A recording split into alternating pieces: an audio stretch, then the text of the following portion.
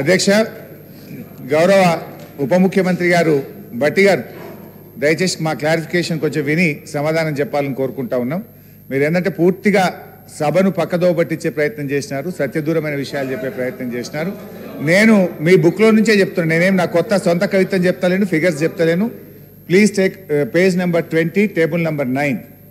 ఇప్పుడు ఇక్కడ ఇందులో మీరు ఏం చెప్పినారంటే కన్వీనియంట్గా 7 లక్షల కోట్ల రూపాయల అప్పులున్నాయని చెప్పి ఒక సత్యదూరమైనటువంటి విషయాన్ని చెప్పి ఇదంతా కూడా రాష్ట్ర ప్రభుత్వ అప్పుగా చెప్పే ప్రయత్నం చేసినారు. ఇది పూర్తిగా సత్యదూరమైనటువంటి విషయం. అయితే అధ్యక్ష, మీరు చదవండి, మీరు చెప్పిందే చదువుతున్నాను. ఒకటి first serial number 1 FRBM loans for 2023-24 3,89,673 కోట్లు చెప్పినారు. ఇది ఎప్పటికీ? మార్చ్ 2024 నాటికి, అంటే ఇంకొక వచ్చే 3 నెలల్లో చేయబోయే అప్పును కూడా ఇందులో కలిపి మీరు మొత్తం చెప్పే ప్రయత్నం చేసినారు. Point number 1. అదేవిధంగా అధ్యక్ష, పాయింట్ నెంబర్ 3 గవర్నమెంట్ గ్యారంటీ, మంచిగా వినండి భట్టి గారు, government guarantee loans which are raised by SPVs and serviced by them, వాళ్ళే కట్టుకుంటారు. అదెంత? 95,462 కోట్లు. Number 4 non guaranteed loans which are raised and serviced by SPV corporations institutions, ప్రభుత్వం గ్యారంటీ ఇవ్వలేదు, అవి వాళ్ళే కట్టుకుంటారని మీరే చెప్పినారు. ఆ రెండు కలిపితే 1,54,876 కోట్లు. అంటే ఈ 1,54,876 కోట్లు రాష్ట్ర ప్రభుత్వం కట్టదు, వాళ్ళే కడతారని మీరే మీ బుక్లోనే చెప్పారు. అంటే ఈ 6,71,757 తీసేస్తే నెట్గా ఉండేది 5,16,881. ఈ 5,16,881లో వచ్చే 3 నెలలు కూడా కలిపి మీరు FRBMలో లోన్లు పెట్టినారు. అది కూడా తీసేస్తే రమారమి ఉండేది కేవలం 5 లక్షల కోట్లు మాత్రమే. కానీ మీరు ఇది 7 లక్షల కోట్లని 2 లక్షల కోట్ల రూపాయలు పెంచి చెప్పి ఇది సభ ద్వారా రాష్ట్ర ప్రజల్ని తప్పుదో పట్టించేటువంటి ప్రయత్నం చేసినారు. This is point number 1. అధ్యక్ష, ఇకపోతే గౌరవనీయులు దీని మీద క్లారిఫై చేయాలి. గౌరవనీయులు అధ్యక్ష, భట్టి గారు ఎంతసేపు మా మీద ఏం చేసిందని చెప్పే ప్రయత్నం చేస్తూ ఉన్నారు. అధ్యక్ష, ఈరోజు మీరు మీ ప్రజెంటేషన్లో మీరు పెట్టిన సంతోషం. మీరు రాష్ట్రం స్వంత ఆదాయ వనరుల్లో ఎట్లా వృద్ధి సాధించింది, 2014లో ఎంత ఉంది, 2023-24లో ఎంత ఉంది, దేశంలో మనం ఎక్కడున్నామని చెప్పుంటే మేము సంతోషపడే వాళ్ళం. ఇవాళ దేశంలోనే అత్యధికంగా స్వంత ఆదాయ వనరుల్లో వృద్ధి రేటు సాధించిన రాష్ట్రం తెలంగాణ రాష్ట్రం. పర్ క్యాపిటా ఇన్కమ్లో దేశంలో చిన్న రాష్ట్రాలు మినహాయిస్తే నంబర్ 1 స్థానంలో ఉన్నాం. అది పెరిగిన ఆస్తుల గురించి మీరు చెప్పే ప్రయత్నం చేయలేదు. అదేవిధంగా క్యాపిటల్ ఎక్స్పెండిచర్, ఎంత పెద్ద ఎత్తున క్యాపిటల్ ఎక్స్పెండిచర్ చేసినాం చెప్పే విలువ చేయలేదు. అదేవిధంగా ఆస్తుల విలువ కల్పించిన ఆస్తుల విలువను మీరు చెప్పే ప్రయత్నం చేయలేదు. అదేవిధంగా పెరిగిన GSDPని కూడా మీరు ఎక్కడ కూడా చూపించే ప్రయత్నం చేయలేదు. డెట్ టు GSDP చూపించారు, కానీ ఇతర రాష్ట్రాలతో కలిపి చూపించినప్పుడు దేశంలో మనకంటే 22 రాష్ట్రాలు అప్పులు ఎక్కువగా తీసుకున్నటువంటి విషయాన్ని మీరు దాచిపెట్టేటువంటి ప్రయత్నం చేసినారు. పెరిగిన పంటల ఉత్పత్తి కానీ, ప్రజలకు కలిగిన వసతులను కానీ దీన్ని ఎక్కడ కూడా మీరు చెప్పేటువంటి ప్రయత్నం చేయలేదు. మీరు ఏం చేసిండ్రని మాట్లాడుతూ ఉన్నారు. అధ్యక్ష, ఈరోజు రాష్ట్రంలో 47 లక్షల మంది వృద్ధులకు, వితంతువులకు ప్రతి నెల 2,000 రూపాయలు ఆసరా పెన్షన్ ఇచ్చి వారిని మేము కాపాడే ప్రయత్నం చేసినాం. 69 లక్షల మంది రైతులకు 72,000 కోట్ల రూపాయలు రైతు బంధును మేము ఇచ్చాం. 13,50,000 పేదింటి ఆడపిల్లల పెళ్లిలకు కళ్యాణ లక్ష్మిగా మేము సహాయం అందించాం. రాష్ట్రంలో ఆసుపత్రులు బాగు చేశాం. 50,000 కోట్ల రూపాయలు రైతులకు ఉచిత విద్యుత్ ఇచ్చే ప్రయత్నం చేసినాం. ఇలా చెప్పాలంటే చాలా విషయాలున్నాయి అధ్యక్ష. అయితే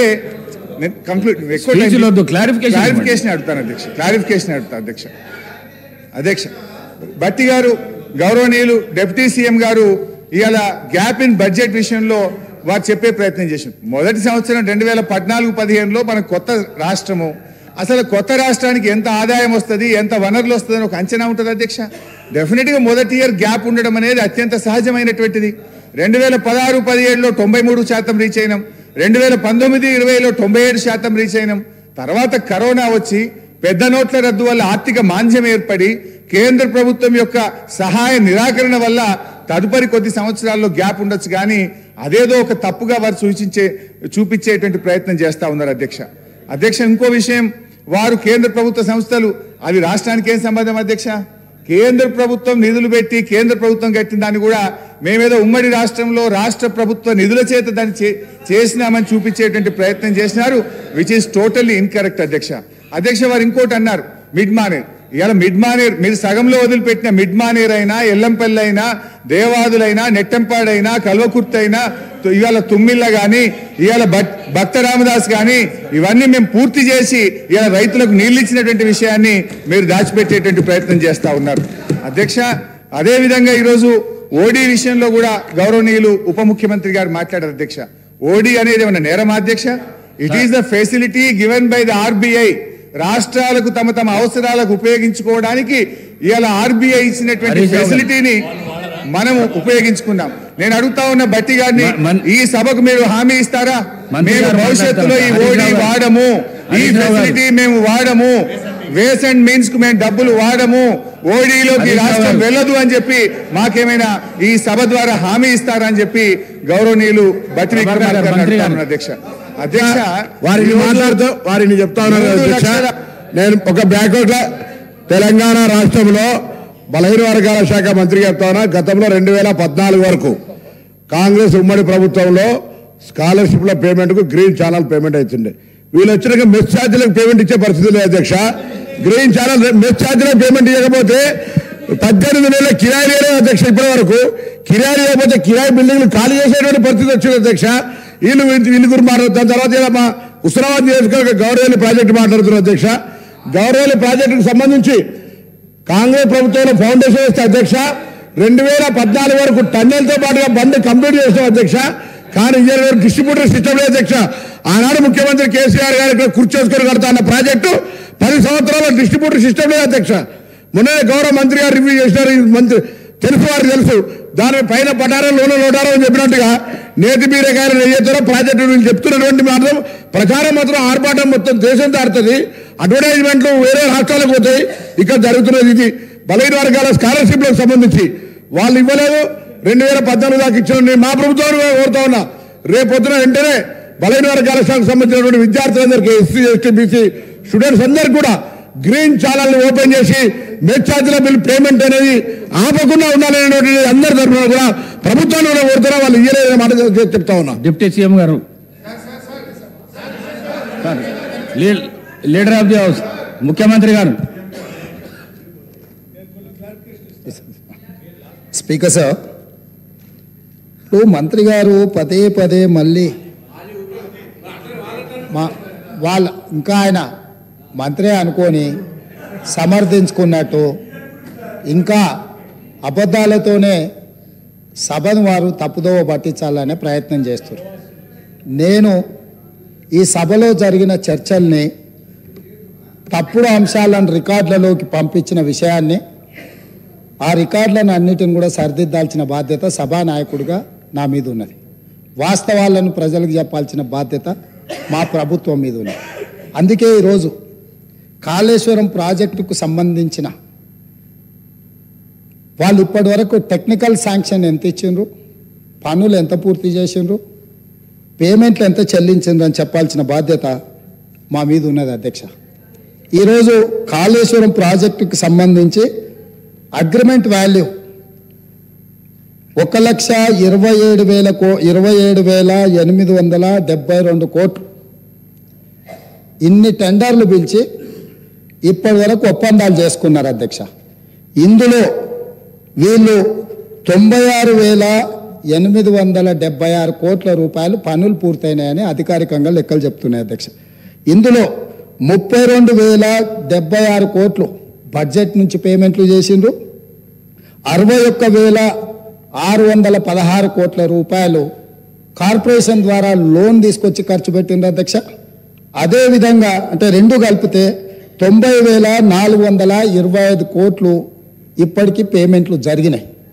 ఇంకా 3,184 కోట్లు కాంట్రాక్టర్లకు రాష్ట్ర ప్రభుత్వం బకాయి పడ్డది. ఇప్పుడు మీ ద్వారా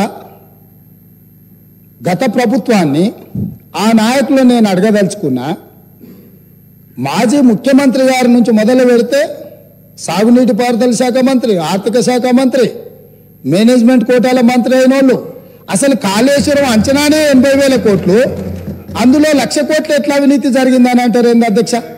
1,00,000 కోట్ల అవినీతి, 1,00,000 కోట్ల నిధులు దుర్వినియోగమైనాయని ఎందుకు చెప్పినామంటే, ఈ లెక్కలు వేసుకొని 1,00,000 కోట్లు ఖర్చు పెట్టినా 1,00,000 ఎకరాలకు కూడా కాళేశ్వరంలో నీళ్లు అందలేని వాస్తవాలు మాకు తెలుసు. కార్డ్ నివేదిక ఇచ్చింది కాబట్టి ఆ ప్రాతిపదికన ప్రజలకు మేము వివరించే ప్రయత్నం చేస్తే ఈ అబద్ధాలతో ఈ వాస్తవాలను కప్పిపుచ్చే ప్రయత్నం చేసిండ్రు. ఇప్పుడు నేను సూటిగా గతంలో సాగునీటి పారుదల శాఖ, మొన్న ఆర్థిక శాఖ మంత్రిగా పనిచేసిన వారిని ఇంతసేపు ఉపన్యాసం చెప్పిండ్రు కదా, సత్యహరిచంద్రుడే మరో జన్మ ఎత్తి ఇక్కడికి సభలోకి వచ్చి మాట్లాడుతున్నంత గొప్పగా వారు ప్రవచనాలు చెప్పిండ్రు. ఈ లెక్కలు వారి దగ్గర లేవా అధ్యక్ష? ఈ లెక్కలు ఒప్పుకొని అవును మా మాజీ ముఖ్యమంత్రి గారు ప్రజల్ని తప్పుదోవ పట్టించిండ్రు, వాస్తవాలు గిట్లున్నాయి కాబట్టి సభ్యులు తెలంగాణ ప్రజలు మమ్మల్ని క్షమిస్తే బాగుంటుందని హుందాగా వారు ముందుకు వచ్చి మాట్లాడి ఉంటే వారి గౌరవం ఎంత పెరిగి ఉండేది అధ్యక్ష. అదేవిధంగా రెండవది అధ్యక్ష, గతంలో మేము సృష్టించిన సంపదను వీళ్ళు తనఖా పెట్టి అప్పులు తీసుకొచ్చిండ్రు. ఉదాహరణ 1-2 విషయాలు చెప్తే ఎక్కువ లోతుకు ఎక్కువ వివరాలు నేను చెప్పదలుచుకోలేదు. ఆర్టీసీకి సంబంధించి మేము నిర్మించిన Jubilee bus stand, Medchal bus stand, రాణిగంజ్తో సహా ఇతర బస్ డిపోలు వీటన్నిటిని కుదువ పెట్టి ఆనాటి ఉమ్మడి రాష్ట్రంలో కాంగ్రెస్ పార్టీ అధికారంలో ఉన్నప్పుడు మేము కూడబెట్టి సంపాదించి వీళ్ళకి ఆస్తులను అప్పచెప్తే 2,886.95 కోట్ల రూపాయలు ఆర్టీసీని గతంలో ఆస్తుల్ని తనఖా పెట్టి అప్పులు తీసుకొచ్చిండ్రు అధ్యక్ష. అదేవిధంగా అధ్యక్ష ఈరోజు వాళ్ళు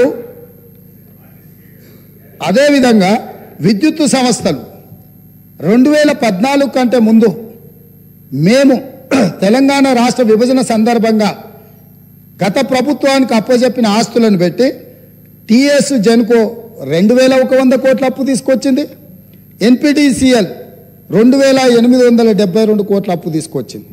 అంటే మేము కష్టపడి సంపాదించి కూడబెట్టి మేము కడుపు కట్టుకొని తరతరాలుగా సంపద సృష్టిస్తే విద్యుత్ శాఖలో 4,972 కోట్ల ఆస్తులను ఈరోజు వాళ్ళు తనఖా పెట్టి అప్పులు తెచ్చి ఇంకా మా మీద ఆరోపణ చేసి గత పాలకులు అని ఇంకా ఎన్ని సంవత్సరాలు ఈ రకమైన చర్చతోని ప్రజల్ని మభ్యపెడతారు అధ్యక్ష. మూడవది దాదాపుగా వీళ్ళ లెక్కల ప్రకారం కానీ ప్రభుత్వ అధికారులు ఇచ్చిన లెక్కల ప్రకారము ఇప్పటి వరకు 9 బడ్జెట్లు లెక్కేస్తే 14 అంచనా బడ్జెట్ ఎస్టిమేట్స్ వచ్చేసి 14,87,834 కోట్లు, ఖర్చు పెట్టింది 12,24,877 కోట్లు. ఇంకా 23-24 బడ్జెట్ది ఫైనాన్షియల్ ఇయర్ పూర్తి కాలేదు. దాదాపుగా ఇప్పటికీ అందులో 1,48,000 కోట్లు ఖర్చు పెట్టారు. మొత్తం కలిపి 13,72,000 కోట్లు ఈ ప్రభుత్వము 10 సంవత్సరాలల్లా, గత ప్రభుత్వము 10 సంవత్సరాలల్లా ఖర్చు పెట్టింది. ఇంత ఖర్చు 13,72,000 కోట్ల రూపాయలు ఖర్చు పెట్టిన గత ప్రభుత్వం